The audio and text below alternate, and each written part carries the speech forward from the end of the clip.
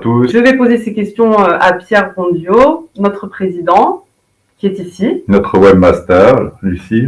Non, je ne suis pas webmaster du tout de métier, mais on s'en sort comme on peut avec les bénévoles qu'on est.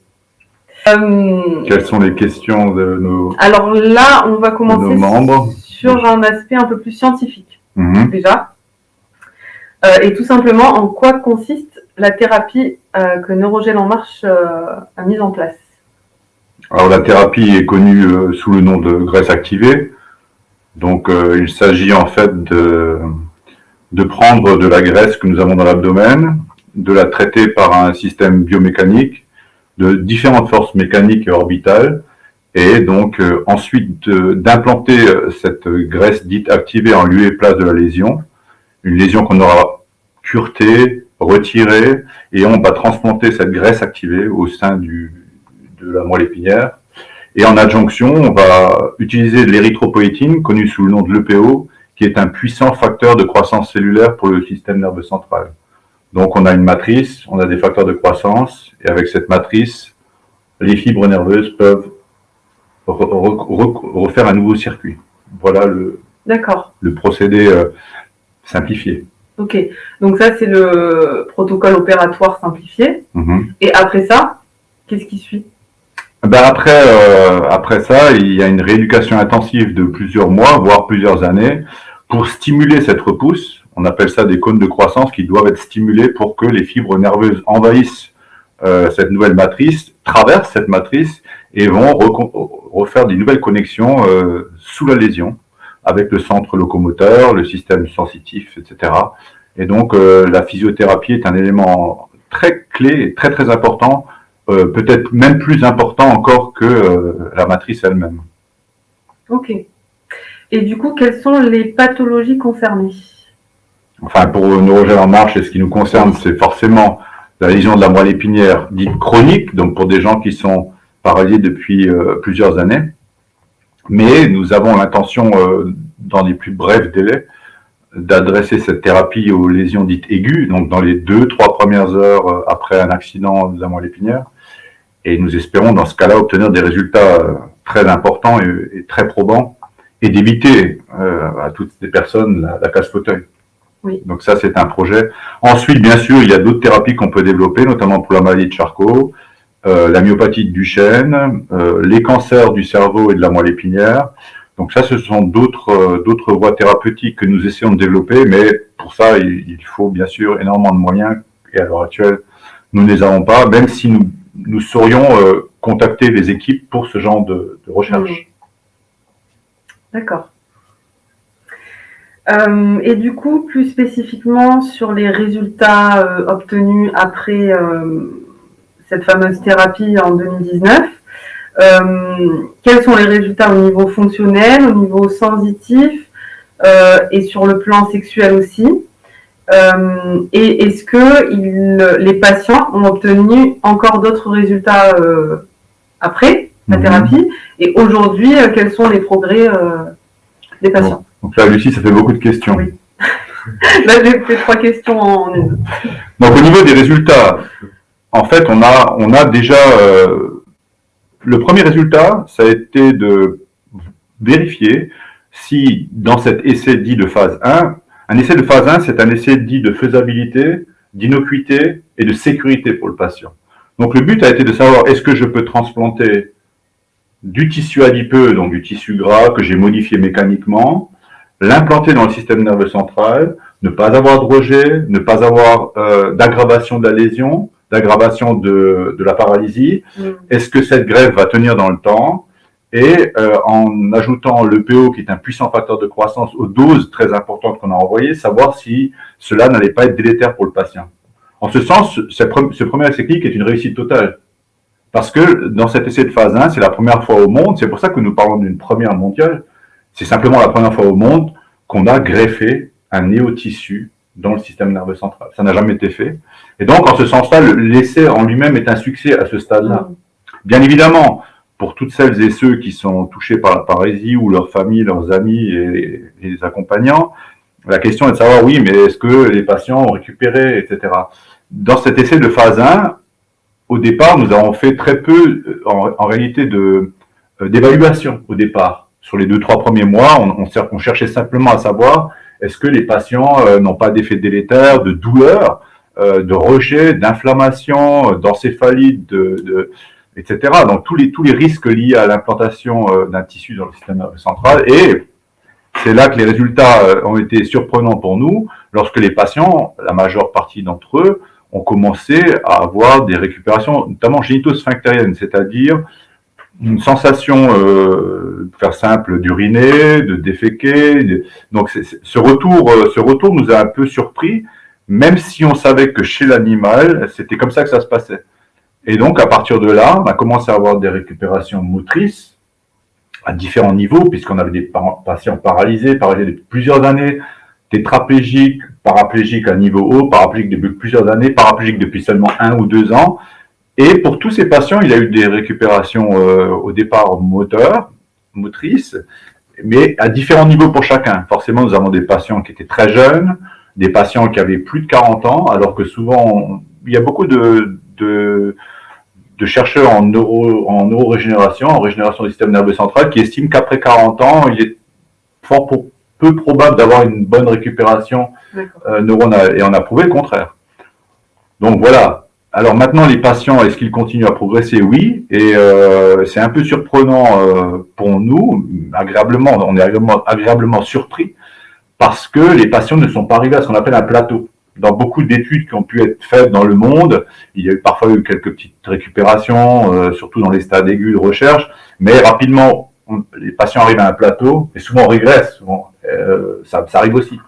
Et donc là, non, on a une continuité dans la récupération, et donc ce qui nous fait dire aujourd'hui, on avait un projet d'un essai clinique de phase 1 avec 1 année de rééducation. Il s'avère que très certainement, on va devoir imaginer une continuité dans le travail de physiothérapie, peut-être pendant 2, 3, 4, 5 ans. Et suivant les cas, peut-être des patients auront besoin de plusieurs années pour atteindre un plateau, et ces progrès pour nous sont riches, parce que pour nous c'est très important de savoir que cette matrice continue à être vivante et continue à permettre à des fibres nerveuses de se connecter. D'accord. Et donc on avait des lésions qui étaient différentes, et aussi des temps de paraplégie ou tétraplégie différents, ce qui fait que on imagine que plus c'est pris tôt, comme le patient qui était chinois, voilà, lui il avait 1 an de paraplégie, et finalement on a vu les vidéos, et d'ailleurs vous pouvez les trouver sur notre site. C'est assez incroyable parce que il marche à l'aide de béquilles. Oui, pour nous ça a été alors bon, dans un essai de phase 1, comme je le disais, on n'avait pas bien sûr on espère toujours obtenir des résultats de ce type-là, mais on ne s'y attendait pas à ce point-là. Et pourtant, Zhao Fei, et comme les autres patients, tous les patients de l'étude, paradoxalement, avaient des lésions extrêmement graves. C'est-à-dire qu'aujourd'hui, le Neurogel en marche, forcément, des patients s'adressent à nous, essayent de dire « Ouais, mais est-ce que moi, je pourrais prendre place à une étude ?» Donc, nous envoient leurs IRM, et il s'avère que les patients qu'on avait choisis, nous, dans l'étude, avaient des lésions extrêmement graves. Aujourd'hui, j'aurais des patients que nous pourrions opérer qui ont des lésions 3 ou 4 fois moins graves que les patients que nous avons opérés. Et même Zhao Fei, qui est le meilleur patient chinois, moi j'avais dit à l'époque, lorsque j'ai vu son IRM, parce que je l'ai vu uniquement lorsque nous sommes arrivés à Kunming, l'équipe de Kunming m'a montré, j'ai dit mais c'est un pâté. D'accord. C'était vraiment une moelle épinière vraiment comprimée, et je me suis dit ça va être quand même compliqué. Et effectivement, comme il est jeune, effectivement, il avait fait une pré-rééducation de plusieurs mois, pendant laquelle il n'avait rien récupéré, mais il était prêt, c'est-à-dire que tout son système, toute la lésion, toute sa moelle épinière en dessous de la lésion était constamment stimulée, ce qui fait que lorsqu'on a implanté la matrice, cette matrice a pu directement permettre des nouvelles connexions. Ouais. Et donc, pour nous, c'est très riche comme information, même si dans cet essai de phase 1, on n'a pas un panel large de patients. On avait 12 patients au départ. Il faut savoir que 3 à 4 patients ont dû partir pour des raisons familiales et personnelles, ce qui fait qu'on n'a pas non plus, on peut pas avoir beaucoup d'évaluations. Mais par contre, pour tous ces patients, il y a eu des progrès. Et ça, c'est unique, parce que si on n'avait eu que 1 ou 2 cas, ça n'aurait pas été porteur et ça n'aurait rien prouvé. Donc là, non seulement on prouve la faisabilité, l'innocuité et l'efficacité, la sécurité pour les patients de ce traitement, et pour tous les patients, une récupération. Chacun à leur niveau, bien sûr, suivant le temps, l'âge de la lésion, les années de lésion. Donc voilà. Et donc, ça nous montre aussi l'importance de la rééducation avant.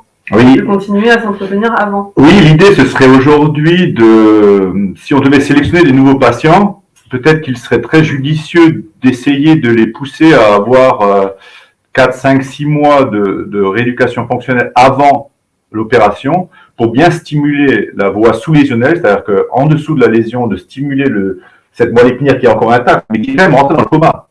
Quelqu'un qui a une lésion de la moelle épinière, sa moelle épinière en dessous de la lésion est vivante, mais est rentrée dans le coma. Et donc, pour éviter que cette moelle épinière reste dans le coma, effectivement, faire des exercices de physiothérapie est très important. Et voilà. Et ça, ce serait un projet qu'on pourrait associer sur un nouvel essai. D'accord. On avait aussi une question sur les avancées de la graisse activée depuis le dernier essai. Et s'il y a eu d'autres avancées par rapport à la graisse activée, au protocole. Oui, alors effectivement, on a changé un petit peu. On travaille avec l'Université de Milan, avec la docteure Stefana Carelli et aussi avec un chirurgien plasticien qui s'appelle le docteur Mattia Colli. Et on a eu l'idée, enfin il y a eu, suite à ce premier essai, la docteure Carelli a continué à travailler sur l'activation de la graisse et nous avons amélioré 2 points. D'abord le procédé de liposuction. Donc on s'est rendu compte que pour la liposuction et pour avoir une liposuction de qualité, cette liposuction était différente selon l'âge des patients. Donc chose qu'on ne savait pas vraiment au départ, on s'en doutait. Et on a aussi utilisé des nouvelles canules de lipoaspiration pour retirer la graisse avec le moins d'action sur la graisse, pour essayer d'être le moins intrusif sur la graisse. Donc une canule très spéciale où on retire la graisse sans la blesser. Et suivant l'âge, à plus de 30 ans, cette graisse est prise en profondeur souvent, et à moins de 30 ans, elle est prise en surface. Et donc on a changé un petit peu ce procédé de liposuction. Mais aussi, on a changé un peu le procédé d'activation, mais là, c'est dans un cadre de brevet, c'est un peu difficile de le dévoiler. Oui. Mais en tout cas, on est en train maintenant d'incorporer directement, on a trouvé un processus pour incorporer directement l'EPO dans la graisse activée, ce qui nous évite d'injecter des doses trop massives d'EPO dans le sang. Parce qu'il y a toujours des petits risques avec le PO à haute dose, comme les cyclistes en prennent aussi à haute dose. Donc, on sait que ça peut avoir aussi d'autres conséquences. Mais on n'a pas eu de soucis avec ça pendant l'essai clinique. D'accord. Ok. Où en est l'association sur la partie scientifique donc des travaux et la reconnaissance de ces travaux-là? Notamment les publications. On a beaucoup de questions en général de la part des gens qui demandent la publication par rapport à l'essai clinique, quand est-ce que ça va pouvoir arriver. Ça en est où ça? Alors, effectivement, au niveau de la publication,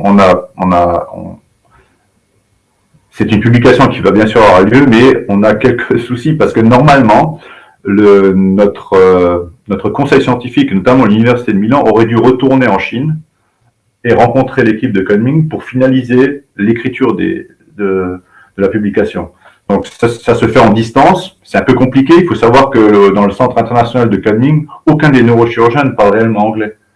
Donc toutes les traductions doivent d'abord être traduites de chinois en anglais, et donc les échanges sont très longs. Il faut savoir aussi que dans les publications médicales actuellement, suite à la crise du Covid, toutes les publications ont pris du retard. C'est-à-dire que les comités de lecture n'ont pas pu se réunir depuis 2 ans, ce qui fait que même les publications actuellement en France, pour plein de chercheurs, vont prendre du temps. On risque de perdre peut-être 1 année avant de pouvoir publier. Il faut savoir que dans la publication telle qu'on va la présenter, comme je l'ai dit tout au début, c'est un essai de phase 1. Les personnes vont être un peu surprises dans la publication, parce que la publication va s'attacher à montrer par des vidéos, parce qu'on a le droit de mettre des vidéos maintenant sur les publications, par des images, à montrer comment on a réussi à implanter le tissu, comment est-ce qu'on a réussi à le faire survivre, comment est-ce qu'il n'a pas été rejeté, ce qui est la base de l'essai de phase 1. la récupération, mais en fait, dans la phase 1, c'est pas la récupération fonctionnelle qui est en vue. C'est souvent dans une phase 2. Là, on a montré la faisabilité. Alors, forcément, on va montrer des IRM de patients. Alors, ce qu'on va essayer de faire, peut-être, c'est de montrer dans les prochains temps, j'en ai discuté avec la docteure Carelli, de montrer 2-3 IRM de patients avant et après. Parce que normalement, on doit attendre normalement la publication, mais on verra bien que la moelle épinière a bien changé et on verra bien qu'elle a repris une dimension anatomique et une dimension de contraste et de visualisation. On voit bien que c'est un nouveau tissu qui est en place. Mais la publication est en cours, c'est un peu de temps, c'est pas mal de travail. On a sur les patients chinois, nous avons voulu faire des EMG, donc c'est pour mesurer le passage par courant électrique au sein de la lésion. Et donc, les patients maintenant sont retournés dans leur région, parce qu'ils n'étaient pas tous du Yunnan, et c'est très difficile d'obtenir des évaluations là-bas, donc on est toujours en contact avec ces patients. Et comme il y a une évolution qui continue, on voudrait bien savoir aujourd'hui où en sont ces valeurs de l'EMG. Oui. Idem pour des patients français. Il faut savoir que Michael, qui est notre patient français qui a peut-être le mieux récupéré, n'a toujours pas eu de rendez-vous pour son EMG à Strasbourg, alors qu'il est rentré depuis plus d'1 an. C'est parce que ça a mis du temps? Ça a mis du temps. Bon, entre le temps où lui il est rentré, il avait forcément aussi un retour à la vie sociale, il avait une entreprise, etc. Tout ça, c'est des critères. On ne peut pas forcer les patients à dire maintenant tu dois faire un IRM. Et puis tout ça, les rendez-vous pour ce genre d'examen prennent parfois 3, 4, 5, 6 mois. Et tout ça, ça nous fait prendre pas mal de retard. Mais la publication, effectivement, c'est un outil important puisque il est nécessaire aussi pour le présenter. Si on veut faire pour le présenter dans des conférences ou dans la communauté scientifique, notamment dans celle qui est concernée par les lésions de la moelle épinière. Ok. Des médecins français sont-ils intéressés pour être formés et les opérations en France seront-elles envisageables? Alors, est-ce qu'on a des neurochirurgiens, parce que c'est plus que des médecins, je pense qu'on parle de neurochirurgiens, qui sont intéressés à ce stade? Non. Personne ne nous a contactés à ce stade-là. Maintenant, déjà des neurochirurgiens en France, on en manque. Maintenant, je suis certain qu'on pourra intéresser des neurochirurgiens. J'ai 2 noms en tête en France que je ne voudrais pas divulguer ici parce que je voudrais d'abord les contacter. Je pense qu'il y en a 2-3 qui ont les compétences nécessaires, mais effectivement, il faudrait qu'ils aillent se former en Chine. Simplement, quelles sont leurs disponibilités? Une telle formation, c'est pas sur une opération. Il faudra qu'ils soient capables de voir 2, 3, 4, 5, 6 opérations, d'y participer. Alors, le Centre international de Kunming m'a donné son accord. Oui. Parce qu'il faut aussi imaginer que le Centre international de Kunming, en Chine, a développé 9 brevets différents sur les outils spécifiques qu'ils utilisent pour faire des opérations. Et échanger leurs connaissances. Parce que, paradoxalement, par rapport à ce qui se passe en Europe ou en France, ce qui est très étonnant, c'est que le Centre international de Kunming en Chine, qui a déjà fait plus de 10 000 opérations sur les lésions de la moelle épinière, effectivement en grande majorité en aigu, où ils opèrent tout de suite, n'a pas publié plus de 2 papiers. Et encore, un des papiers, c'était avec les États-Unis, et le 3e papier, ce sera avec nous, la France. Parce que ils ont un papier en cours aussi, mais ils ne sont pas omnibulés par la publication. De toute façon, ils sont déjà occupés toute l'année, leur centre est plein. Il faut savoir que lorsque nous avons proposé cet essai clinique à Kunming, il nous a quand même fallu attendre 12 à 14 mois pour qu'eux-mêmes organisent un créneau horaire pour ces opérations.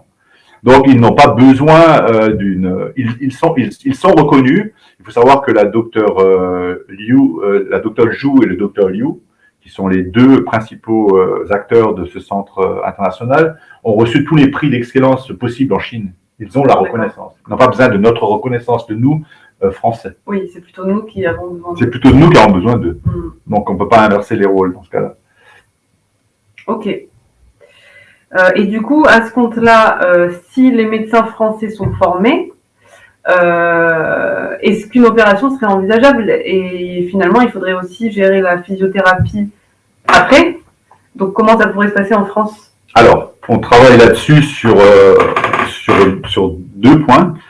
En fait, on est en train de monter une étude préclinique en France, à Marseille, à l'université d'Aix-Marseille 2 à Lumini, avec l'équipe du professeur Patrick Decherchy.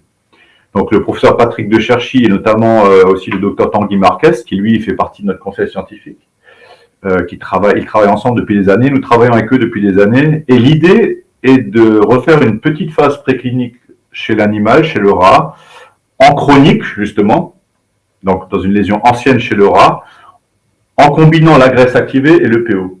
Car pour déposer une demande d'essai clinique en Europe ou en France, il faut que vous ayez une publication où vous combinez ces deux thérapies.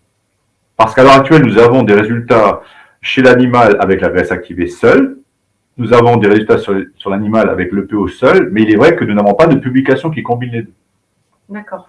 Malgré nos résultats en Chine, mais qui ne sont donc que de phase 1, on est obligé d'avoir cet essai avec des résultats pour pouvoir faire une demande d'essai en France. À partir de ce moment-là, effectivement, on pourrait donc former donc des neurochirurgiens et donc faire une demande d'autorisation d'essai clinique en France ou en Europe, puisqu'avec la loi d'Helsinki, on peut réaliser un essai n'importe où en Europe à partir du moment où on a ce type de résultat. D'accord. Par contre, la problématique que nous avons, c'est qu'une physiothérapie intensive comme en Chine, 6 heures par jour, avec des techniques de marche particulières et adaptées au cas par cas, c'est-à-dire que la rééducation, c'est pas la même pour un paraplégique, un tétraplégique, ça bien sûr tout le monde peut le comprendre, mais suivant l'évolution, il faut rapidement revoir la rééducation. Dès qu'un patient atteint un nouveau stade, évolue, c'est pour ça qu'à Kunming, ils ont une échelle d'évaluation qui s'appelle l'échelle de Kunming, qui va de 0 à 10, et suivant l'échelle, suivant l'évolution à cette échelle-là, la physiothérapie doit être absolument changée en concertation avec tous les thérapeutes. Il faut savoir qu'au Centre international de Kunming, un patient tétraplégique a 2 ou 3 thérapeutes avec lui. D'accord. Et 6 heures par jour. Donc, ce qu'on n'a pas actuellement en France. Oui, ça, en France, c'est pas du tout le même fonctionnement, en fait. Et donc, l'idée de Neurogène en marche, c'est de créer un centre de rééducation privé et de former des personnes à cette rééducation. Ok. Ok. Dernière question du point de vue scientifique. Quels sont les risques éventuels liés à l'opération et est-ce qu'on a déjà vu des complications? Alors, les risques sont les risques les plus importants dans ce type d'opération reste l'anesthésie, hein, et ensuite, effectivement, le risque d'atteinte secondaire du système nerveux central suite à l'implantation de la matrice. Mais nous avons vu que ce risque n'existe pas puisqu'il n'en a jamais eu de phénomène de rejet. Et donc, à part le risque anesthésique, à l'heure actuelle, on peut dire que c'est pour ça que l'essai de phase 1, c'est un essai de faisabilité et de sûreté pour le patient. Et donc, on est à plus de 2 ans de l'opération, on n'a pas eu de rejet de greffe chez aucun des patients, et aucun patient n'a régressé. Parce que si on avait eu une nécrose ou un tissu qui meurt avec une dégénérescence derrière, comme ça se passe lorsqu'on a une vraie lésion de la moelle épinière, tout commence à se dégénérer, hein, on a une petite lésion au départ. Si tout ça avait commencé à dégénérer, nous aurions maintenant des patients qui régresseraient. Mais ils continuent à progresser. Donc, le risque est le risque classique pour une opération en neurochirurgie, donc ni plus ni moins, et le risque anesthésique reste toujours le risque numéro 1. D'accord. Ok. Nous avons Mathieu avec nous, que vous ne voyez pas, mais qui est mon conjoint en fait, et qui lui est paraplégique, mais qui n'a pas trop envie de se montrer à la caméra. Qui est volontaire pour un prochain essai. Voilà. Bonjour à tout le monde. Retenez bien, ouais, c'est important. Voilà. Ok, cool. Donc du coup, un petit point, parce que Sylvie va me disputer sinon, n'hésitez pas à commenter et à partager, parce que c'est important pour nous, ça nous permet d'avoir plus de visibilité, plus de monde, parce que plus on est, plus on pourra faire de choses ensemble. Donc partagez, commentez. Facebook, l'algorithme de Facebook compte beaucoup sur les commentaires, donc si vous pouvez nous aider là-dessus, on est preneurs. Du coup, au niveau de l'accès à cette thérapie, déjà, qui peut être éligible pour l'essai clinique et opération en général. Bon, ok, qui peut être éligible pour l'essai clinique et cette opération. Notamment l'âge, quel âge, la lésion, la pathologie et la paralysie incomplète. Enfin, du coup, si c'est pas ASIA A, je comprends bien. ASIA A complet, sensitif et moteur. Voilà. Est-elle éligible si c'est pas, si c'est incomplet? Désolée, là j'étais pas très claire dans mes questions. Alors, bon, l'histoire de... Bon, déjà, il faudrait qu'on puisse refaire un nouvel essai clinique. Alors, on a une idée, ce serait de refaire un essai clinique de phase 1 bis avec un peu plus d'évaluation. C'est-à-dire que là, on a fait des évaluations, ce qui est le score whisky, le score ASIA, l'échelle de Cunning, on a aussi la vérification au niveau des intestins, etc. Bon, on a eu des évaluations, mais on voudrait faire quelque chose de plus pointu maintenant. Et avec effectivement des patients peut-être avec des lésions ASIA A complètes, sensitives et moteurs, mais peut-être moins graves aussi, pour voir justement, pour faire cette comparaison des résultats. Il faut savoir qu'à l'heure actuelle, pour monter un tel essai clinique, petit A, nous n'avons pas les moyens financiers, petit B, il n'est pas possible de se rendre en Chine actuellement. À cause du Covid, à cause des restrictions d'entrée dans le pays pour les étrangers. De plus, pour monter un tel essai, un nouvel essai clinique, je veux dire, nous devons monter un contrat avec le Centre international de Kunming et justifier à nouveau pourquoi des patients français alors qu'eux ont suffisamment de patients chinois chez eux à éventuellement opérer. Et bon, ça c'est une histoire de deal puisque c'est nous qui finançons cet essai clinique. Alors les critères sont sur notre site. Alors bien sûr il faut être ASIA A complet, sensitif et moteur. Il faut avoir moins de 45 ans, etc. Il ne faut pas être diabétique, il ne faut pas avoir le sida. Enfin, tous ces critères y sont. Il faut aussi faire des tests psychologiques, faire un Doppler des jambes, donc vérifier la circulation sanguine, voir l'état des os, l'ostéoporose, donc des scanners, etc. Donc il y a plusieurs examens qui sont à réaliser au préalable. Mais comme nous ne recrutons pas de patients actuellement, les patients peuvent faire ces tests à titre individuel et nous les soumettre pour déjà avoir une idée au moins l'IRM, pour se dire, bon, est-ce qu'au moins ma lésion est opérable? Alors les incomplets c'est très intéressant puisque dans l'absolu, une lésion incomplète est plus intéressante puisque la personne a gardé quelques fonctions sensitives ou motrices et une lésion incomplète permettrait d'avoir des meilleurs résultats. On le sait déjà, on s'en doute bien.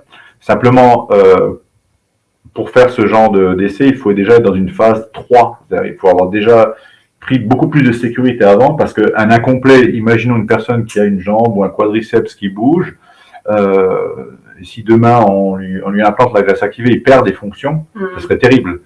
L'avantage avec le ASIA A complet, sensitif et moteur, c'est qu'il est très peu probable de lui faire perdre. Maintenant, on le sait en plus avec notre essai clinique dont le succès a été là au niveau de l'implantation de la graisse activée, on est sûr qu'on ne va pas faire perdre des fonctions. Mais pour un incomplet, il reste toujours plus de risques inflammatoires qu'on ne sait pas. Il faut naviguer entre un tissu qui est encore un peu vivant, un tissu qui est en même temps nécrosé. Donc c'est une technique de chirurgie que maîtrise le Centre international de Kunming, il n'y a pas de problème. Mais on ne va pas pouvoir soumettre ce genre d'études directement. Il va falloir repasser par au moins une étude phase 1 bis, voire une étude phase 2. Mais ça peut se faire rapidement puisque tout dépend finalement du financement et des moyens et de nos moyens. Oui, d'accord. Parce que finalement, plus le financement est gros, plus on peut faire éventuellement des groupes de patients, un nombre plus important en fait. Effectivement, et on pourrait lancer même directement une phase 1 bis et une phase 2. On pourrait faire une phase 2 avec une quarantaine de patients, où on ferait des groupes uniquement les paraplégiques, moins de 5 ans, plus de 5 ans, effectivement tétraplégique pareil, et puis à ce moment-là, on pourrait envisager quelques lésions incomplètes. Mais bon, ça, il faut quand même énormément de moyens. Oui. Mais on va y revenir, je crois. Oui. Quand et comment seront sélectionnés les candidats? Bon, tu as plus ou moins répondu à cette question par rapport aux examens. Ça, c'est vrai que c'est sur le site aussi, les conditions. Je ne sais pas si tu as quelque chose à rajouter. Quand ce sera aussi... je ne peux rien proposer au Centre international de Kunming en ce moment, puisque les frontières ne sont pas ouvertes. Et si on arrivait à convaincre le gouvernement de la province du Yunnan, grâce à l'hôpital de Kunming, d'accueillir des Français, on a une problématique de logistique très très importante qui concerne tout ce qui est la quarantaine. C'est-à-dire qu'aujourd'hui, il n'y a pas de vol direct Paris-Kunming, donc ce qui veut dire qu'il faut atterrir dans une autre ville à Kunming, faire 15 jours de quarantaine dans un hôtel qu'a choisi le gouvernement chinois, qui n'est pas forcément adapté, et il faut des personnes en Chine qui viennent vous apporter le manger, le boire dans ces hôtels. Donc une logistique que nous n'avons pas actuellement, nous ne maîtrisons pas. Et une fois que cette quarantaine a été faite, lorsque la personne arrive à Kunming, elle a de nouveau entre 7 et 10 jours de quarantaine. Donc à Kunming, c'est un peu plus simple parce que nous avons des connaissances chinoises et l'hôpital peut nous aider pour la logistique là. Mais ça, pour l'instant, c'est un immense problème. L'idée de l'association, qu'on commence de plus en plus à soulever, même si elle semble un peu surprenante, c'est de louer un jet privé de 15-20 places. On sait les coûts, on sait que ça peut être 200-300 000 euros, et de payer un vol direct sur Kunming. À ce moment-là, ce serait moins pénible de faire la quarantaine directement en association avec l'hôpital, puisque l'association Neurogel en Marche a des appartements en Chine qu'elle a gardés. Parce que nous avions loué des appartements que nous n'avons pas lâchés pour l'instant, qui sont toujours loués par Neurogel en Marche. D'accord. Donc, ce qui nous permettrait de loger les patients et d'assurer la quarantaine suivie par l'hôpital. Donc là, bah oui, ça fait partie d'un projet, mais c'est compliqué. En tout cas, ça serait ce qui pourrait nous arriver de mieux, on va dire. Mais c'est toujours une question de fonds et d'autorisation, du coup. Énormément de fonds.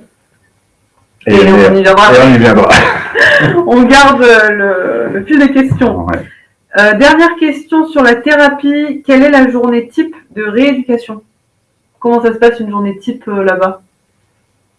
Alors, comme je te l'ai dit, elle évolue suivant l'évolution du patient, mais en général, au départ, tous les patients sont passés par deux types d'exosquelettes.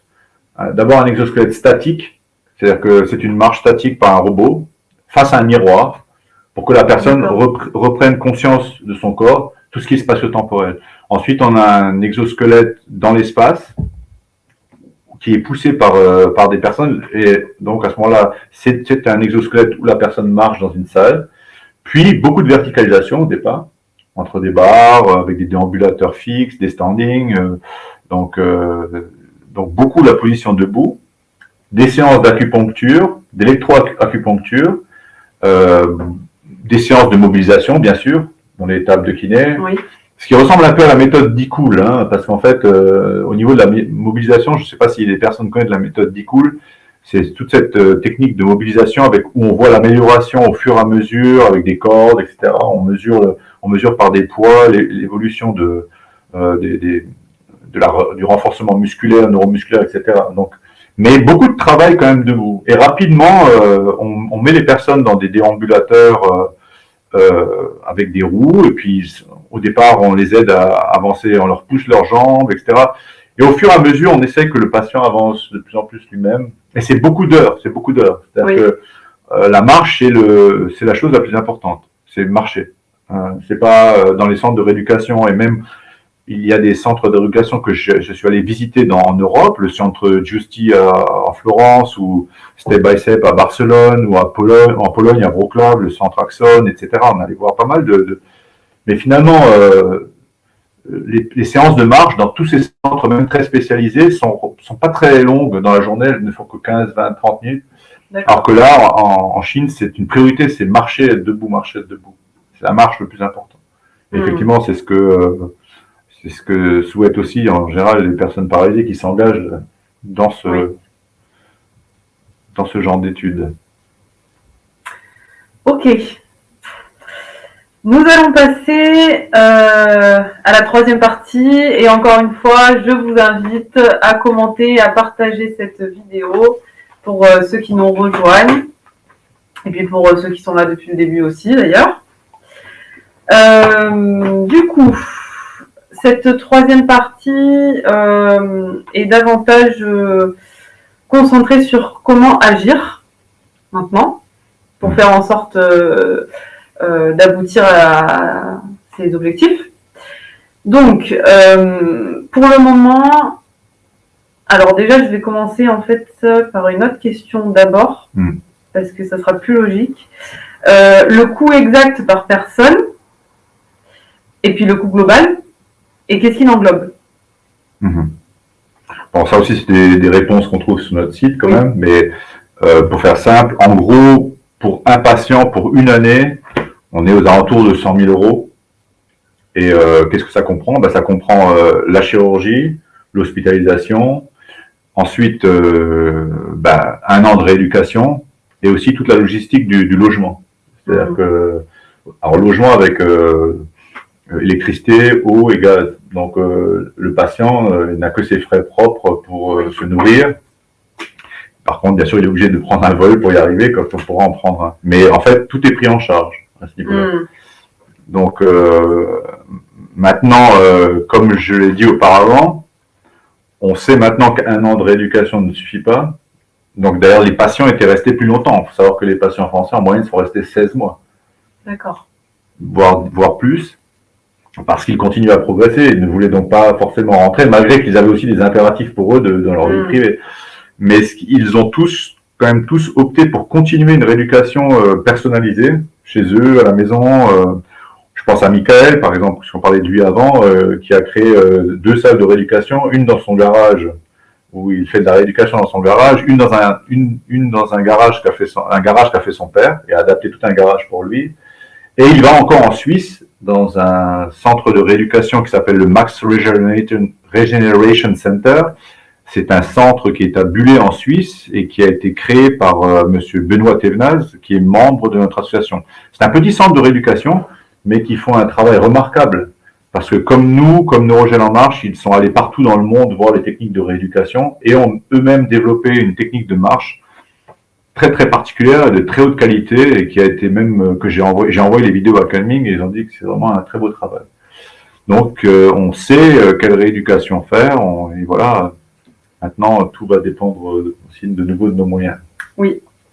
Mais le coût est environ 100 000, mais ensuite il faut songer à faire une rééducation prolongée en France, et donc le but c'est vraiment que Neurogel en marche crée un centre de rééducation et forme les personnes habilitées à ça.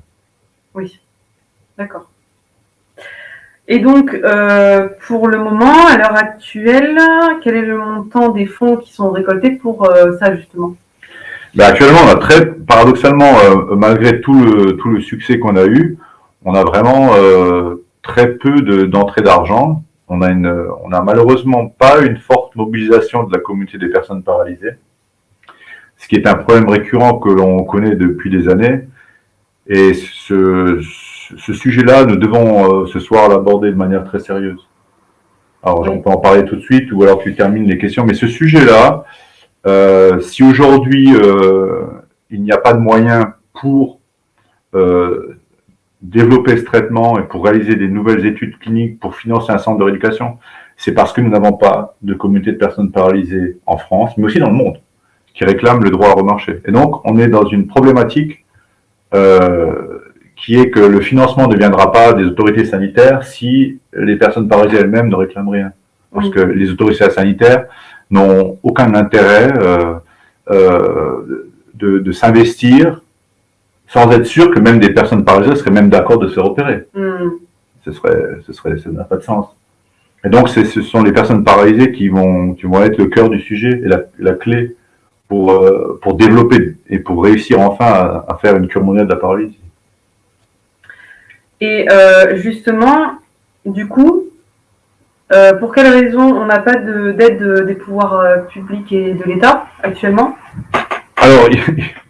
Alors ça, c'est une bonne question, parce qu'en fait, on estime qu'une personne, à partir du moment où elle est paralysée, mais ça j'ai dit dans plusieurs reportages, on estime qu'à partir du moment où elle est en fauteuil roulant, elle ne remarchera plus jamais. Et donc on lui apprend d'ailleurs ça en centre de rééducation. Et de plus en plus. Ça, c'est sûr. Ce qui fait que déjà depuis 2007, ce ne sont plus des centres de rééducation qu'on a en France. Ils s'appellent des centres de réadaptation fonctionnelle. C'est-à-dire qu'on apprend principalement à la personne paralysée de vivre en fauteuil roulant. On lui apprend, il y a beaucoup d'ergonomie, d'ergothérapie, donc on lui apprend à rentrer dans une voiture, à conduire son fauteuil, à adapter son appartement. Alors tout ça, c'est tout à fait louable.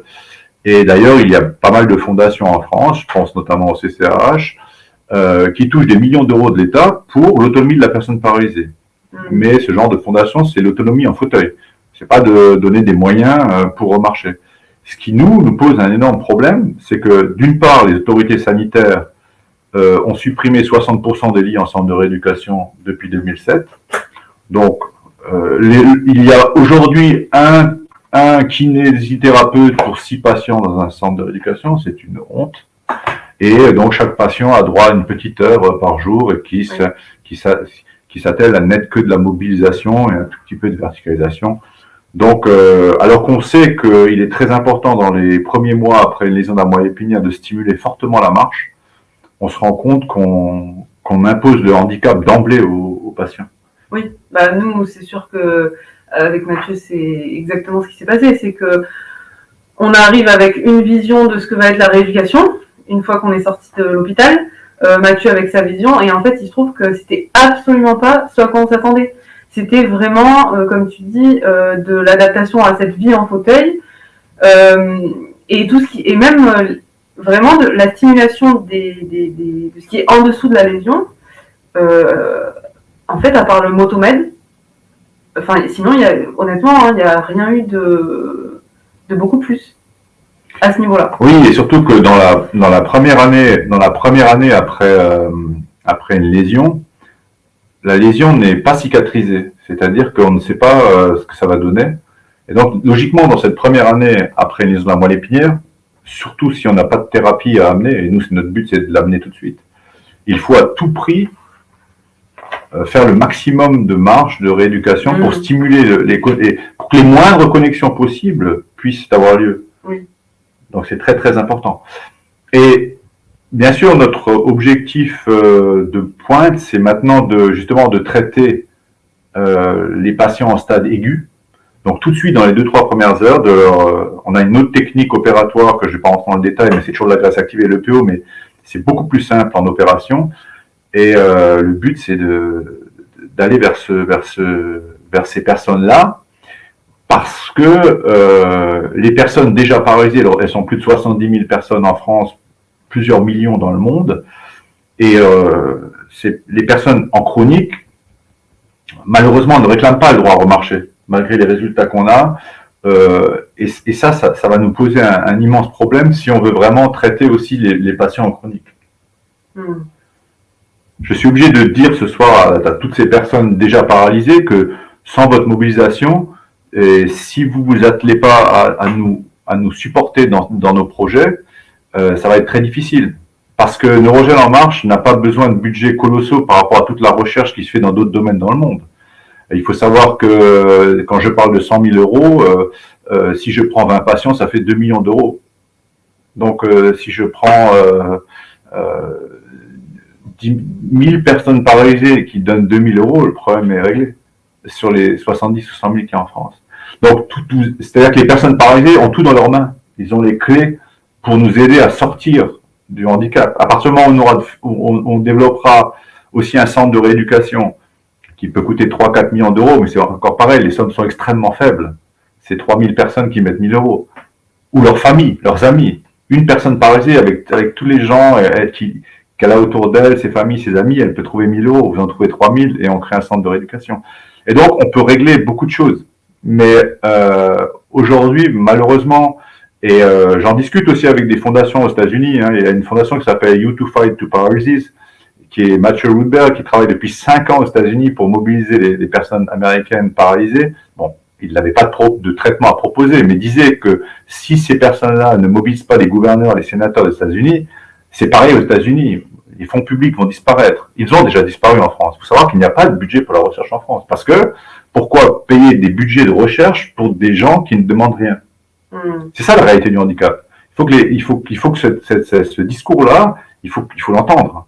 Les gens s'imaginent qu'il y a des gens qui ont bien envie de dépenser de l'argent, de chercher, etc., alors que les personnes paralysées ne demandent rien.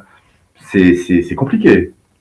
À chaque fois que j'ai été reçu au ministère de la Santé, et j'étais déjà reçu 2 fois pour ce problème-là, On me dit, monsieur Rondiot, vous ne trouvez pas, le premier essai clinique nous valait 700 000 euros. On me dit, vous ne trouvez pas 700 000 euros près de 70 000 personnes paralysées. Et vous êtes sûr que vous représentez bien les personnes paralysées. Il se peut que nous ne les représentons pas. Il se peut qu'elles préfèrent vivre en fauteuil, je ne sais pas. Nous ne savons pas à l'heure actuelle. Mais en tout cas, en tout état de cause, elles ont entre leurs mains la solution. Et donc, pour demander le droit à remarcher, parce qu'il y a effectivement le soutien financier que chacun peut apporter à son échelle, avec les moyens qu'il a, et pour demander le droit à remarcher, qui il faut aller solliciter Lucie, tu as créé un encadré qui s'appelle Inscrivez-vous. Oui. Où on demande justement aux gens de s'inscrire sur notre site, justement de se répertorier, dire voilà, je suis paraplégique, tétraplégique depuis tant et tant d'années, voilà ma lésion, voilà mon score de lésion, Asia A, Asia B, voilà, je fais tel exercice, je me verticalise, je suis prêt à faire prendre part à un nouvel essai clinique, oui ou non. On a tout un questionnaire, et une fois qu'on aura 1000 ou 2000 personnes, ou 3000 personnes paralysées qui seront prêtes, qui s'inscriront avec nous, et lorsque j'organiserai une manifestation devant le ministère de la Santé et qu'il y aura 2000 fauteuils, là, ce sera une autre affaire. Mais pour l'instant, je ne les ai pas. Donc, on a créé ça, il faut s'inscrire, inscrivez-vous sur notre site. Et ensuite, une fois qu'on aura suffisamment de membres, on demandera de faire des actions. On ira devant le CCH. Pourquoi des gens reçoivent des millions d'euros pour l'autonomie de la personne paralysée, mais en fauteuil? Pourquoi l'Association des paralysés de France reçoit chaque année 600 millions d'euros et il n'y a pas 1% pour la recherche? Voilà. Si vous, les personnes paralysées et leur entourage, leur famille, vous ne vous mobilisez pas autour, c'est pas Neurogel en marche avec, nous sommes tous des volontaires, des bénévoles, nous sommes une quinzaine dans le conseil d'administration, c'est pas nous qui allons pouvoir, bien sûr nous le faisons, j'ai écrit des dizaines de fois des courriers, j'ai écrit des courriers bien avant d'aller en Chine, à l'Association des paralysés de France, en recommandé. Nous avons sollicité les antennes locales de l'Association des paralysés de France, on n'a jamais eu de réponse. Donc, je veux dire, parce que moi, c'est pas moi, Pierre Rondiot, déjà je suis pas en fauteuil, lorsque je sollicite ces gens-là, pour eux, je représente personne pour l'instant. Donc, tant que vous ne nous donnez pas de la représentativité, pour nous, ça va être compliqué. En fait, finalement, la solution, ça nous paraît complexe, mais en même temps, c'est tellement simple. Parce qu'aujourd'hui, il me semble que dans les inscrits, on doit avoir à peu près 300 inscrits. Donc, si vous et ceux qui nous regardent, ceux qui nous connaissent, s'inscrivent et sont prêts, parce qu'il nous faut effectivement des personnes qui soient prêtes à engager des actions avec nous, mais en fait, ça peut débloquer beaucoup de choses, si on est beaucoup, en fait. Bien sûr. On peut devenir une association très puissante. On peut avoir une force énorme, je dirais même de lobbying à ce moment-là, puisque effectivement, à partir du moment où nous, on va avoir des personnes paralysées derrière nous et qui vont réclamer des choses, et qui vont dire ça suffit, c'est stop maintenant. On sait qu'on peut faire quelque chose, qu'on peut améliorer, même ne serait-ce que ma vessie, combien de gens, peu importe, et surtout pour celles et ceux, bien sûr, surtout encore celles et ceux qui sont maintenant qui sont très jeunes, qui ont moins de 30 ans et qui ont une paralysie depuis seulement 2-3 années, elles ont tout un potentiel encore maintenant, qu'on est en train d'user jour après jour, parce qu'on ne les traite pas. Je veux bien qu'une personne qui a déjà 10 ans ou 15 ans de paralysie, et encore pourtant dans notre étude, il y en a qui ont participé, et qui sait très bien que son niveau physique a peut-être baissé, mais il faut penser quand même à tous ces jeunes qui sont là et qui attendent, et tous ceux qui vont tomber, qui vont avoir un accident de la vie, demain, et ceux-là, il faut les sauver. Et c'est vous, les personnes paralysées, qui comptent sur vous. Elles ne savent pas encore qu'elles vont devenir paralysées, mais c'est vous qui allez résoudre le problème. Et ce n'est pas les autorités sanitaires, parce que ça les intéresse absolument pas. Il faut savoir que les coûts sociaux liés à la paralysie au niveau européen, c'est ridicule. Si les coûts sociaux au niveau de l'Europe sont d'environ 2500 à 3000 milliards d'euros. Les coûts liés à la paralysie, c'est entre 10 et 15 milliards d'euros. Alors, ça semble une grosse somme. Mais de toute façon,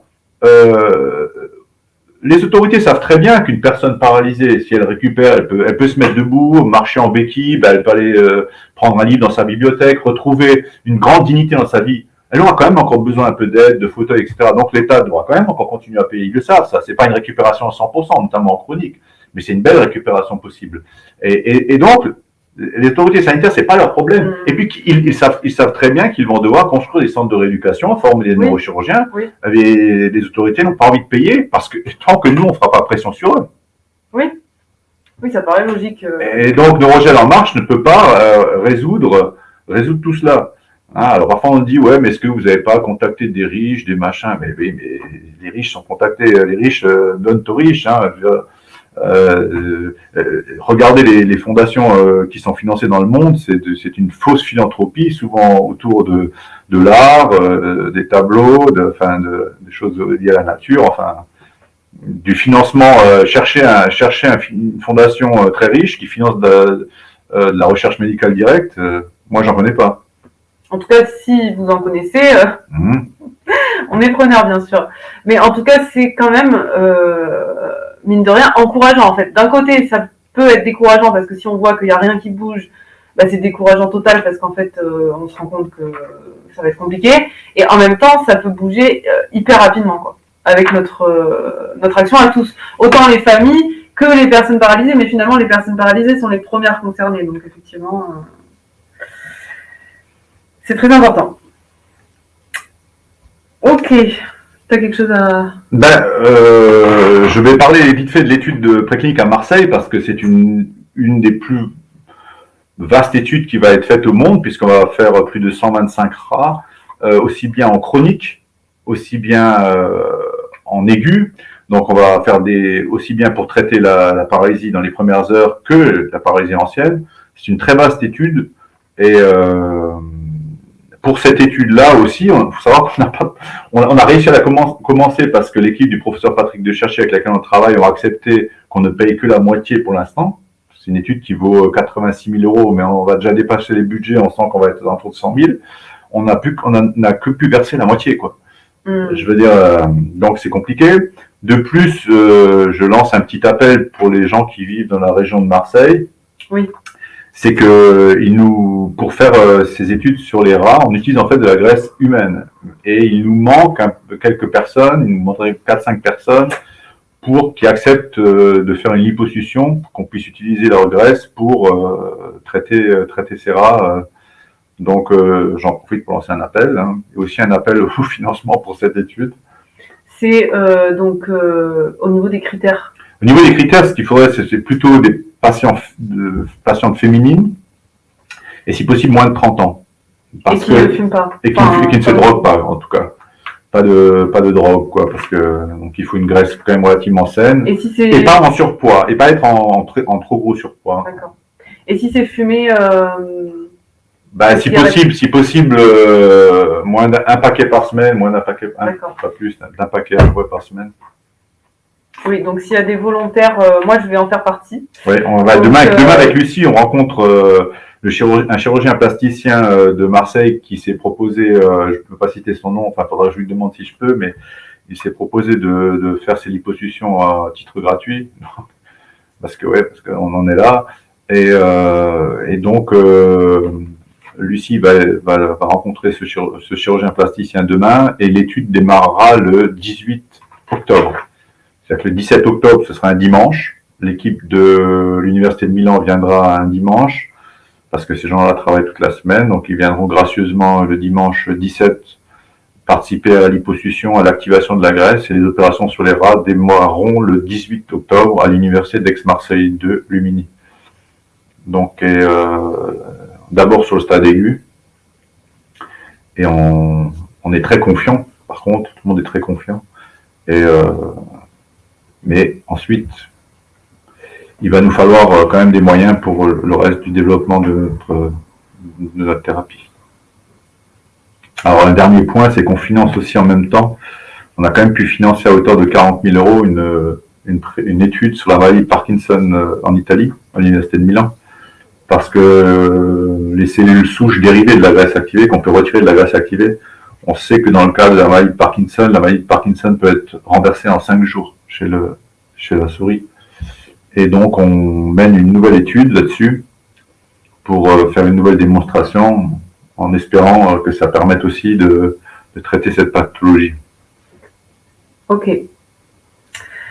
On passe du coup à la quatrième partie de ce live. Donc là, on a une question, peut-être que tu as déjà un peu répondu. Quelle procédure pour que la technique opératoire n'en soit plus au stade d'essai clinique, mais une technique effective et accessible, finalement, et quelle échéance pour atteindre ce but-là? Alors, dans la réglementation clinique classique, on fait un essai de phase 1, qui est la faisabilité, Ouais, puis un essai de phase 2 sur un groupe qui peut aller jusqu'à 40-50 patients. Donc là, on vérifie l'efficacité, si ça peut effectivement améliorer. On mesure toutes les améliorations possibles et imaginables, fonctionnelles, sensitives et motrices. On n'a pas parlé de l'aspect sensitif, on va y revenir un peu, parce que tu avais Oui. la première question. oui, oui, oui. Je voudrais t'en parler un peu. Et ensuite, on fait une phase 3. Alors là, il faudrait qu'elle soit multicentrique, c'est-à-dire qu'il faudrait qu'on puisse faire des opérations un peu partout dans le monde, parce que c'est un panel de parfois plusieurs centaines de personnes. D'accord. Et donc là, il faudrait des centres de rééducation qui se mettent tous d'accord sur la rééducation, qu'on opère à plusieurs endroits au monde, même si ça peut être avec les mêmes neurochirurgiens, ils pourraient se déplacer, etc. Ça, c'est normalement la règle. Oui. C'est comme ça qu'on devrait faire. Une fois qu'on a un essai de phase 3, on peut directement utiliser de manière standard cette thérapie. Mais peut-être que si on fait une phase 2 et que les gens verront quand même le résultat, parce que même la publication, c'est une chose, mais quand on voit quand même les gens qui récupèrent Oui. fonctionnellement, il n'y a pas trop... Oui, oui. Une phase 2 pourrait suffire et on pourrait rentrer... mais après, ça dépendra de former les neurochirurgiens, former des Oui, thérapeutes Et les centres de rééducation. et les centres de rééducation. D'accord. Donc, le délai dépend principalement. Parce qu'actuellement, comme on ne peut pas aller en Chine, je ne sais pas si vous avez regardé la presse, mais apparemment en 2022, pour les Jeux Olympiques de Pékin, il n'y aura pas d'étrangers qui rentrent en Chine. Donc, c'est pour ça qu'on avait l'idée de notre jet. Oui. Parce qu'à ce stade-là, il y a quand même... j'ai quand même une vingtaine de patients très très motivés en chronique et qui ont des lésions tous moins graves que celles qu'on a eues et qui sont extrêmement motivés, dont Mathieu, hein, et donc ils sont vraiment motivés pour y aller. Et il va falloir quand même que pour ces personnes on trouve une solution. On peut pas, faut qu'on essaie de trouver une solution. Mais comme je dis, pour l'instant aller en Chine c'est compliqué. Alors entre-temps notre essai préclinique à Marseille. D'ici 2022, on aura des très bons résultats en aigu, on saura, et là, on pourra déjà envisager un traitement en aigu, et si on ne formait ne serait-ce qu'un neurochirurgien, un que je veux à tout prix contacter, et s'il acceptait d'aller passer 2-3 mois en Chine, là, on aurait peut-être des accords, passer des accords sanitaires.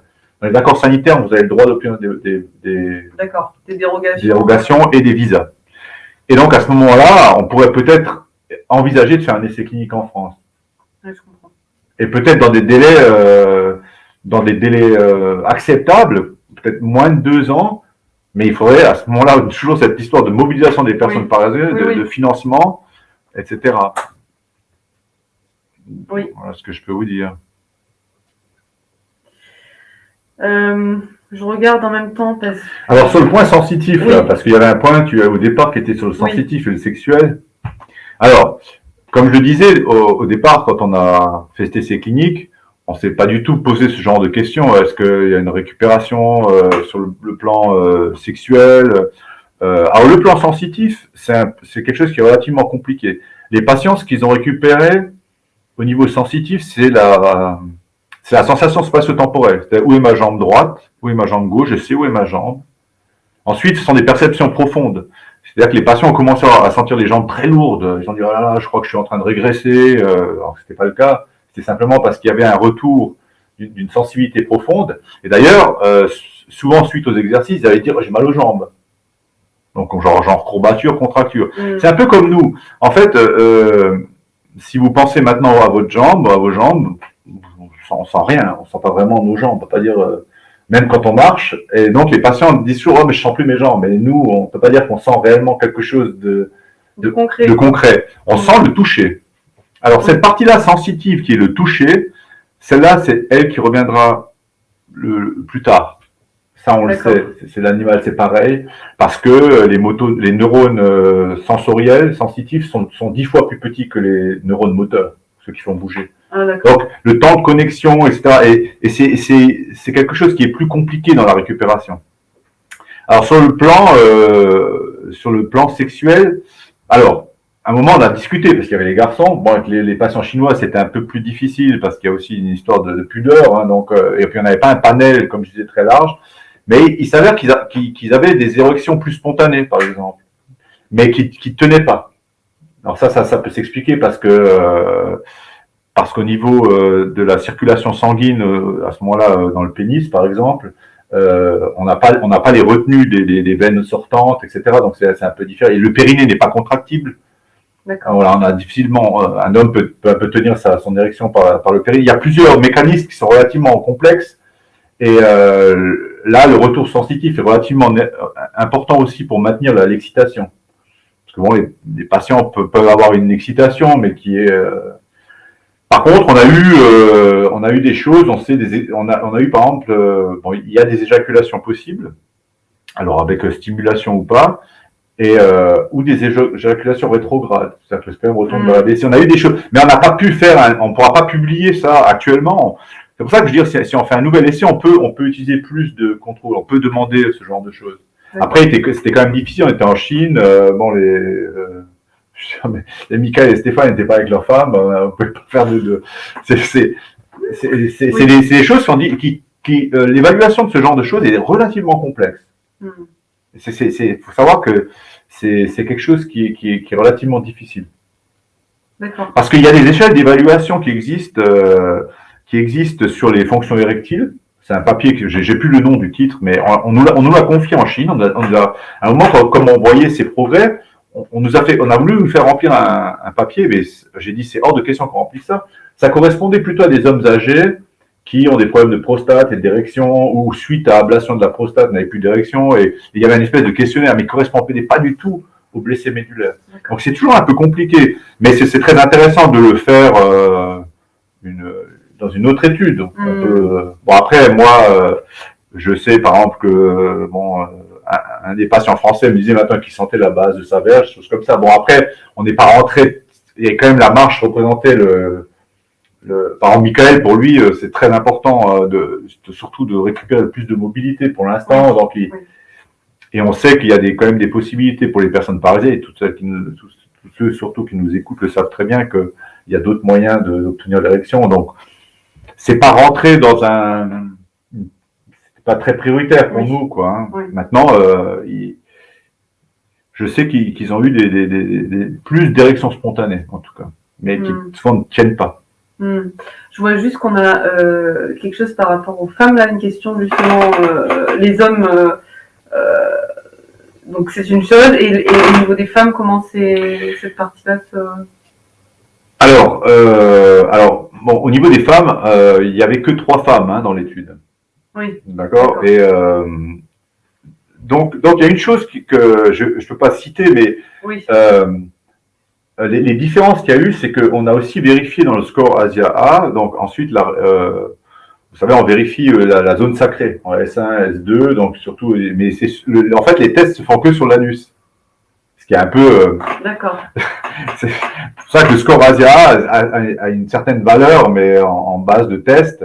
Donc, on considère que la zone sacrée, donc on teste s'il y a un réflexe du cône anal, si la personne peut serrer, lorsqu'on lui met un doigt dans l'anus, etc. Et donc, le sexe, on touche pas trop. Hein. Alors, donc, mais par contre, on a remarqué une plus grande sensibilité, ouais. D'accord. Au moins chez 2 patientes.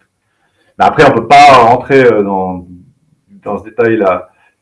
Et peut-être moins de phénomènes parce que parfois ça fait des malaises, hein, la stimulation sexuelle chez la femme, ça peut lui faire des frissons ou une tête qui se met un genre d'HTA, quoi, ce qu'on appelle le globe, des sensations. Et là, apparemment, non, c'est plus confortable. Mais c'est difficile parce que ces patientes-là aussi, on avait la patiente chinoise, ben voilà, et puis le mari était pas, il y a pas de stimulation. C'est très très difficile à évaluer, et puis ça tient de l'intime, donc c'est toujours un petit peu compliqué. Oui. Mais ça, on a un panel qui était très très faible de patients, donc on a.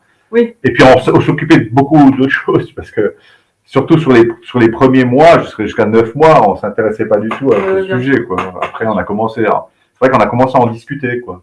Disons que déjà que vous étiez étonné et surpris. Du reste. Voilà, du reste, Voilà. tout ça vient peut-être après, au fur et à mesure. Ouais. D'accord. Ok. Alors, quelles sont les nouvelles diverses de l'association depuis les derniers retours en date? Bon, je pense que tu as à peu près répondu. L'essai préclinique à Marseille. Voilà. Donc, on relance notre appel pour des personnes qui veulent bien nous aider pour avoir un peu de liposuction. Oui. Donc, pour rappel, des femmes de moins de 30 ans, si possible, qui ne se droguent pas et qui ne fument pas beaucoup.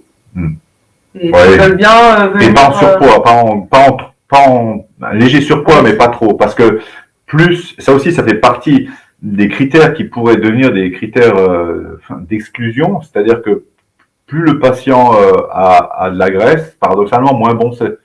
C'est-à-dire que son tissu gras va être composé de plus d'adipocytes que de cellules souches à l'intérieur. Il y a plus de graisse que de cellules. Donc pour nous, il faut un tissu pas trop. Et juste pour précision, la graisse, c'est vraiment, tu m'as dit, c'est une tasse de... C'est 50 millilitres qu'on prend, hein. C'est très peu, hein. Ça représente ça dans un tube. Oui. On n'a pas besoin, parce que avec 50 millilitres de graisse, on peut opérer 6, 7, 8 rats. Donc, on n'a pas besoin de... On ne retire pas infiniment cette quantité. Est-ce que, je vois là, 31 ans, ça marche ou pas? Oui, bien sûr. 31 ans. Donc, oui, on dit 30 ans, mais disons 30, 35 ans. Voilà. D'accord. Ça va encore. Après, ce sera l'évaluation qui sera faite parce qu'on a un critère on a une procédure de liposuction, donc on sait exactement. Au moment où on fait la liposuction, on a une méthodologie qui nous permet de savoir si, à ce moment-là, on doit prendre la graisse plus ou moins en profondeur, c'est-à-dire plus proche de l'intestin ou plus proche. D'accord. En général, on la prend très proche du nombril. Donc on va savoir assez rapidement ça. Ok. Quand l'opération sera accessible, donc on s'imagine, on a tous les fonds, on peut partir en Chine, on a notre jet privé dans le meilleur des cas. Donc, est-ce qu'il y aura un système de liste d'attente à ce moment-là? Comment ça va se passer pour la sélection? Alors, si demain on avait déjà les fonds et les fonds pour payer un jet privé, bien sûr, je peux lancer un contrat directement avec Kunming, avec le centre. Je peux même tout de suite proposer que pour ces 9 patients, un neurochirurgien français vienne, puisque notre étude préclinique à ce moment-là court en France. Oui, donc il y a quelque chose en France. Et nous permettra de déposer un dossier à l'ANSM, une autorisation clinique, enfin pas seulement vers l'ANSM, mais aussi. Et à ce moment-là, on pourra demander une autorisation clinique. Donc, les choses peuvent aller relativement vite si on a des fonds. Les fonds sont la clé là actuellement. Alors, est-ce qu'il y aura une liste d'attente? C'est-à-dire que si on a énormément de fonds, il faudrait qu'on demande au Centre international de Kunming jusqu'à combien de patients il pourrait accueillir. Parce que c'est un centre il faut s'imaginer que si vous avez 20 patients, donc là-bas, ça représente presque 40-45 personnes en centre de rééducation. Donc, on occuperait tout le centre de rééducation et que les Français. Oui. Donc, alors, je sais qu'ils sont en train de construire un autre hôpital, mais il ne sera pas fini d'ici 2023. Donc, ça, il faut qu'on négocie avec eux. Ensuite, est-ce qu'il y a une liste d'attente? Lorsqu'on recrute les patients, par exemple, si demain j'ai 50 demandes ou 40 demandes, 40 dossiers, moi, je vais en sélectionner une vingtaine avec mon conseil scientifique, avec l'université. Qu'est-ce que tu penses, cette lésion, blablabla, l'âge du patient. Et ensuite, on va en proposer une quinzaine ou une vingtaine ou une trentaine à Kunming, mais c'est eux au final qui diront, c'est eux qui diront à la fin qui ils vont prendre ou pas. Les autres resteront on leur dira si potentiellement ils peuvent faire cette opération, et oui, il y aura peut-être une espèce de liste d'attente. Après, de toute manière, tout dépend de comment ça évolue. C'est-à-dire que si on arrive parallèlement à cet objectif à créer un centre en France, à ce moment-là, il n'y aura plus de liste d'attente parce que tout le monde pourrait plus ou moins y participer. Alors après, ça va devenir... parce que même si nous, on arrive Neurogel en marche, parce que j'y travaille un peu et j'ai des propositions un peu surprenantes qui sont parfois intéressantes. J'ai des choses très intéressantes.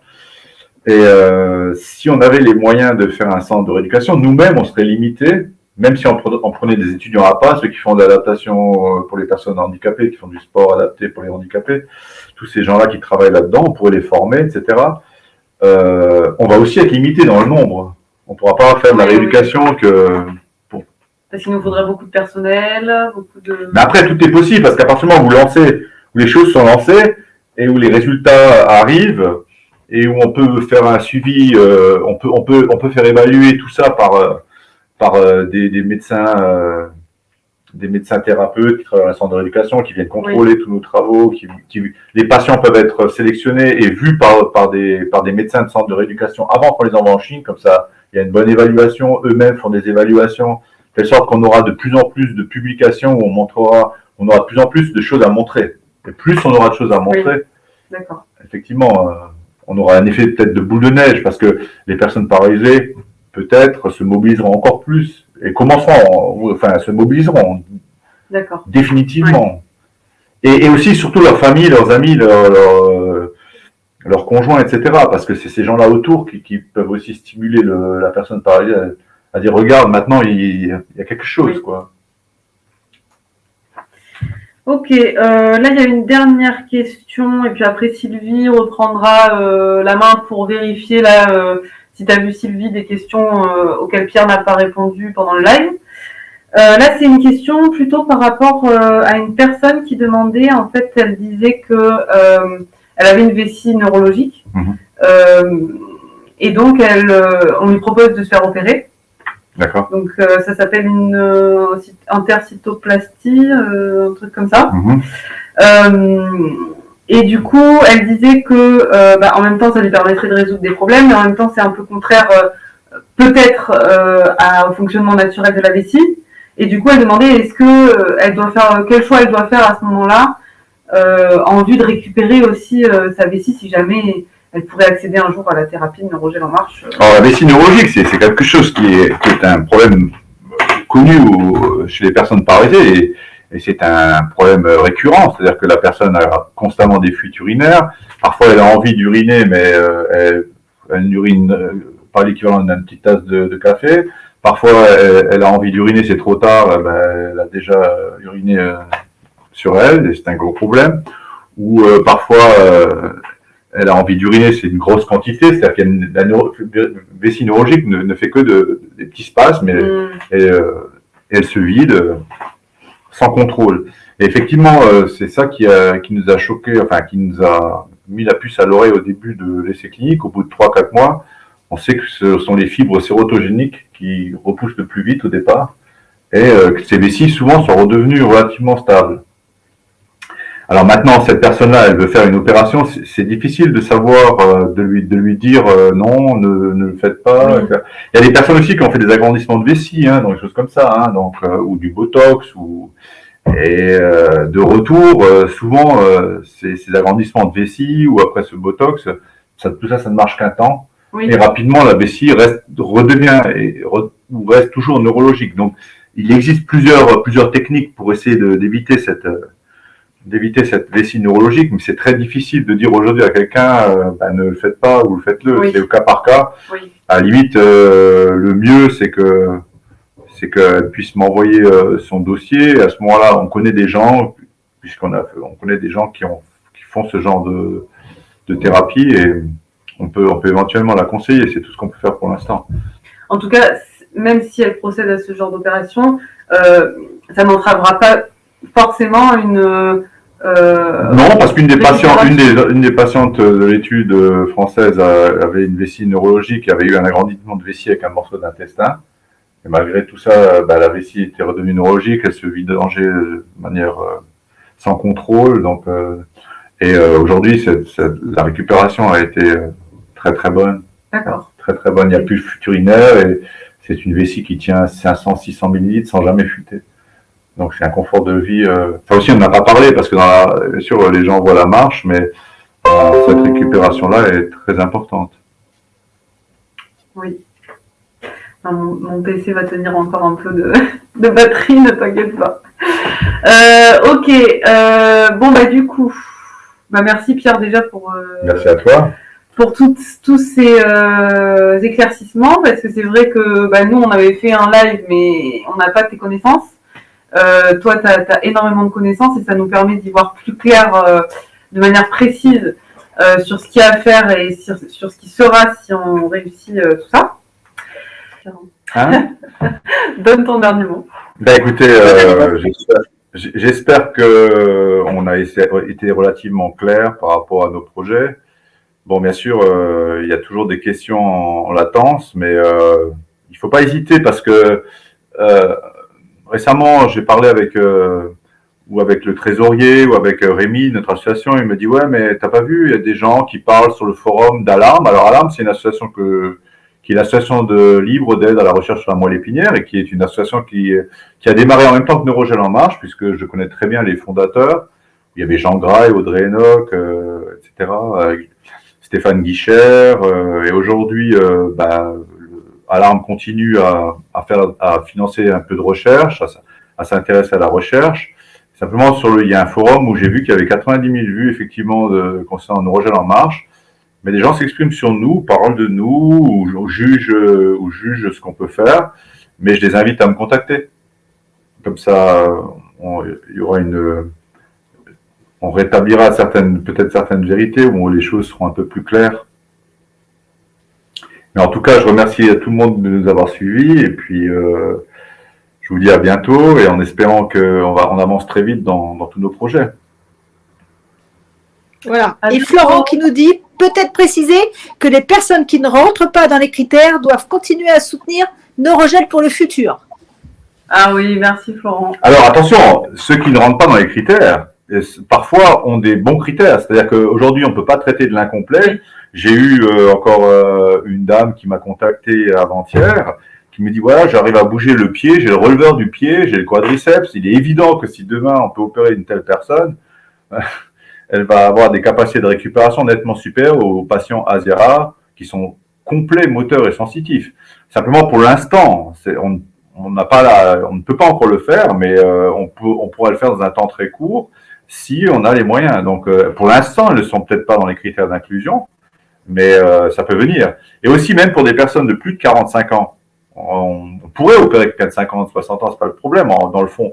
Mais effectivement, ça va pas rentrer dans une priorité à l'heure actuelle. Il faudrait qu'on ait des moyens illimités et qu'on ait des capacités d'opérer illimitées. Pour l'instant, c'est pas le cas. Donc, forcément, il va y avoir ce genre de sélection au départ, mais c'est ainsi.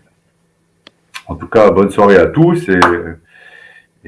Attends, j'ai encore une petite question. Oui. Il y a des questions qui arrivent là maintenant, en fait.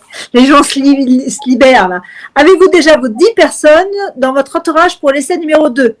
Et une autre personne qui nous dit, du coup, comment fait-on pour entrer dans les critères ? Alors, j'ai déjà plus de 15 ou 20 ou 30 personnes qui se sont proposées, qui m'ont contacté, et dont certains m'ont envoyé leurs IRM, etc., pour juste savoir déjà si la lésion est opérable. Parce que parfois, vous avez une lésion de la moelle épinière telle qu'elle n'est peut-être pas opérable au niveau de la chirurgie. Donc, voilà, oui, bien sûr, j'ai des questions ce genre de personnes m'ont déjà contacté. Ensuite, c'était quoi la deuxième question ? Comment fait-on pour rentrer dans les critères ? Il faut aller voir sur notre site. Vous allez dans l'onglet Nos projets, et dans Nos projets, à un moment, vous lisez tout, et en bas, on a ce projet d'un essai clinique de phase 1 bis, et vous avez tous les critères d'inclusion. J'en ai déjà parlé un peu, il faut pas être diabète, faut pas avoir le sida, il faut avoir moins de 45 ans, il faut pas avoir de problème d'ostéoporose, de problème de circulation sanguine, etc. Tout y est, quoi. Tout y est. Je peux pas tout détailler. Moi, je vais poser une dernière question qui revient aussi souvent dans les questions sur les réseaux sociaux, dont je me rappelle. Certaines personnes ont eu des primes avec leur assurance et elles sont prêtes à donner de l'argent pour être payées. Est-ce que tu acceptes ces gens-là ? Ah oui, donc c'est une question qu'on n'avait pas abordée. Il y a des gens qui demandent si moi j'ai 100 000 euros, est-ce que moi je peux participer à un essai clinique ? Déjà, de toute façon, ça change rien, il faut rentrer dans les critères d'inclusion et c'est totalement illégal. C'est-à-dire que si on faisait une chose pareille, on pourrait fermer l'association Neurogel en marche parce que dans un essai clinique, vous sélectionnez X patients et c'est pas celui qui a l'argent qui peut y participer. Maintenant, il est évident que des gens qui ont énormément d'argent peuvent créer leur propre association. et décider que cette association verse de l'argent à Neurogel En Marche. Mais la contrepartie ne sera pas que je serai choisi. Parce que sinon, si on fait ça, on aurait énormément de problèmes. Parce que ça serait totalement illégal. Voilà, je crois que tu as répondu à toutes les questions. Bon, On va pouvoir dire bonsoir à tout le monde. ok. Merci beaucoup Pierre, merci beaucoup Lucie.